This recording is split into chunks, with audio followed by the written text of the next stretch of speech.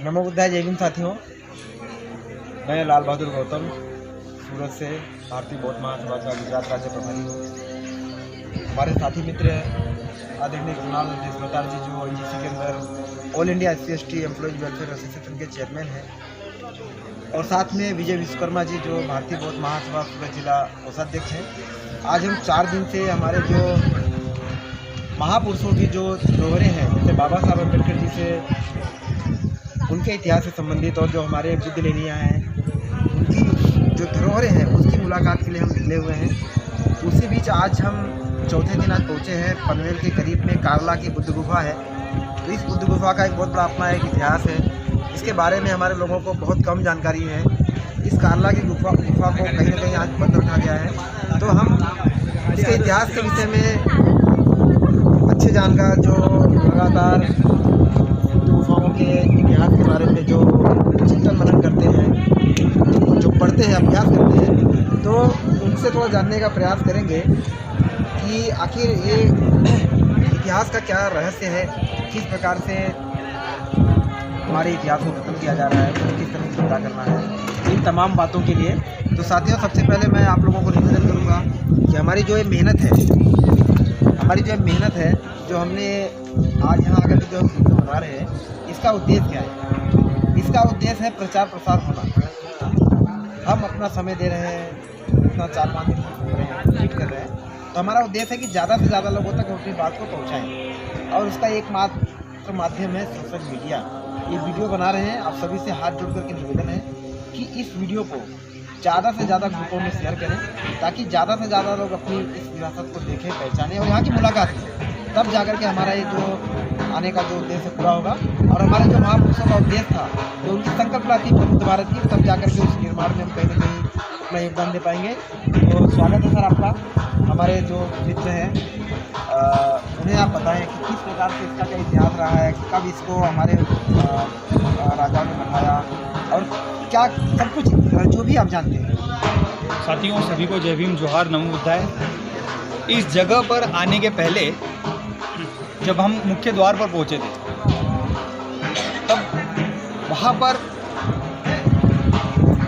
एक जानकारी दी गई थी, और उस जानकारी में लिखा हुआ था कि ये जो बौद्ध गुफा है, ये आज से लगभग 2 से 2.5 हज़ार साल पहले, जो कि पहली से दूसरे सदी की ये जो थी, उस समय ये बौद्ध गुफाओं का निर्माण किया गया था। और ये भी बताया गया है कि ये जो बौद्ध गुफा है, जो भारत में पहले भारत को जम्बू द्वीप कहा जाता था, क्योंकि यहाँ के लोग जामुन के जैसे दिखाई देते थे, थोड़े काले लोग होते थे, इसीलिए इस भारत का नाम प्राचीन भारत में जम्बू द्वीप था।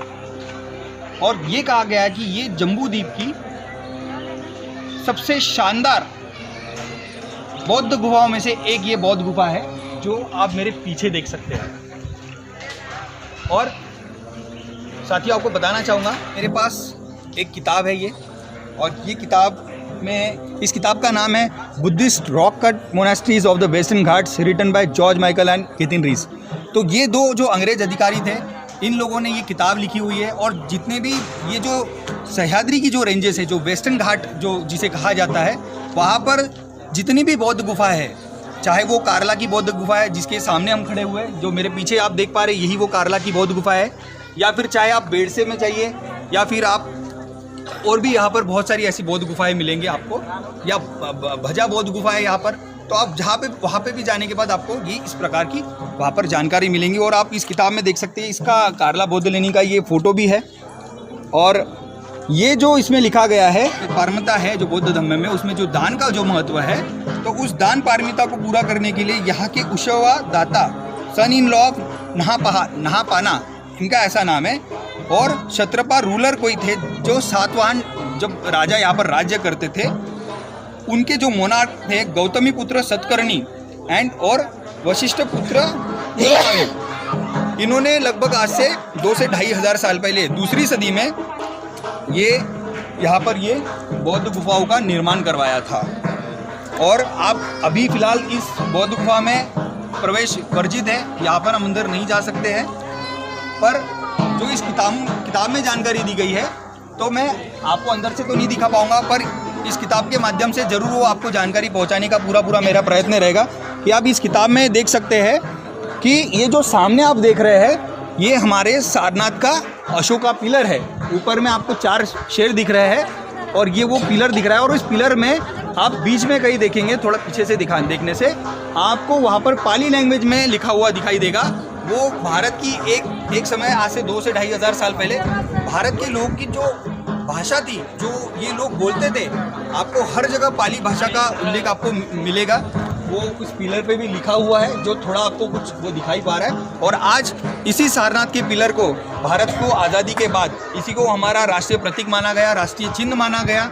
और जो ये 4 शेर है जो इस पिलर के ऊपर के, ये चारों दिशाओं में जो तथागत भगवान गौतम बुद्ध की जो हमारा बुद्ध धम्म है, उसमें जो 4 आर्य सत्य है, उस बातों को बताते हुए चारों दिशाओं में गर्जना करते हुए। और साथ ही साथ आप देख सकते हैं कि ये जो है यहाँ पे कुछ जो यहाँ के जो राजा होते होंगे और महिला और पुरुषों की ये कुछ तस्वीरें हैं। तथागत भगवान बुद्ध की अलग अलग प्रकार की मुद्राएं हैं और यहाँ पर हाथियों के भी कुछ अवशेष आपको दिखाई देंगे जो अभी कुछ जर्जर हालत में है।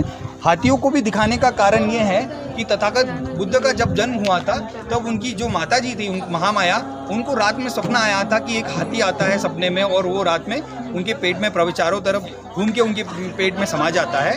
तो इसीलिए बौद्ध धर्म में ये हाथी का भी बहुत अपना एक विशेष महत्व है। इसीलिए भी यहाँ पर कहीं ना कहीं उस बात को दिखाने का प्रयत्न किया गया है।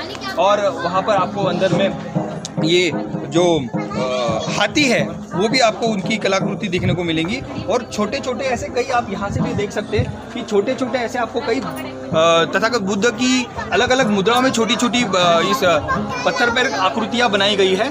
और ये जो सबसे बड़ा ये जो आप शेप देख रहे हैं, ये छोटे छोटे ये जो शेप देख रहे हैं, ये जो पीपल के जो पेड़ होते थे, उस पीपल के पेड़ का जो पत्ता होता था उस शेप के ये जो है ये आपको दिखाई दे रहे होंगे। ये बिहार का जो शेप है तो उसी शेप में बनाया जाता था।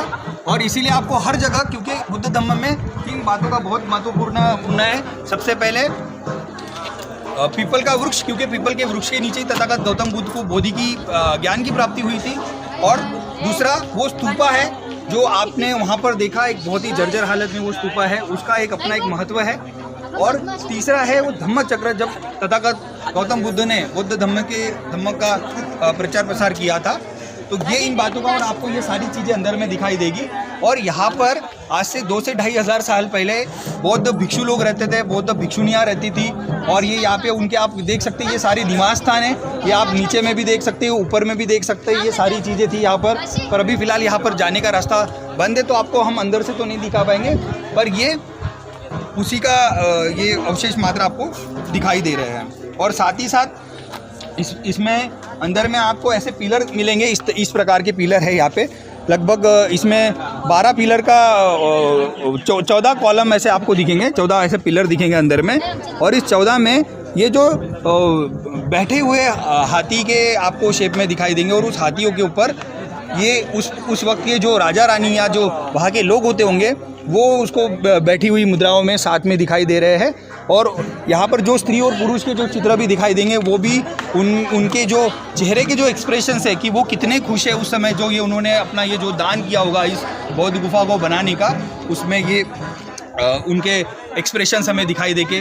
तो ये इस बौद्ध गुफाओं के बारे में ये जानकारी थी जो मैंने पूरी कोशिश की, जितनी मुझे जानकारी थी, जितना मैंने पढ़ा है।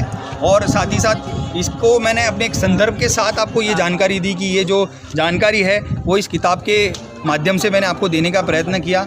अब मेरी अंत में आप सभी लोगों से एक गुजारिश रहेंगी, एक विनती रहेंगी कि जिस प्रकार बाबा साहब ने कहा है कि जो कौम अपना इतिहास नहीं जानती वो कौम कभी अपना इतिहास नहीं बना सकती, इसीलिए अपनी ये जो ऐतिहासिक स्थल है, ऐतिहासिक धरोहर है, ऐतिहासिक विरासत है, इस जगह पर आपको जब भी मौका मिले आप इस जगह पर आने का प्रयत्न करें, क्योंकि ये हमारे बहुत ही ऐतिहासिक स्थल है और इसको संभाल के रखना ये कहीं ना कहीं हमारी जिम्मेदारी है।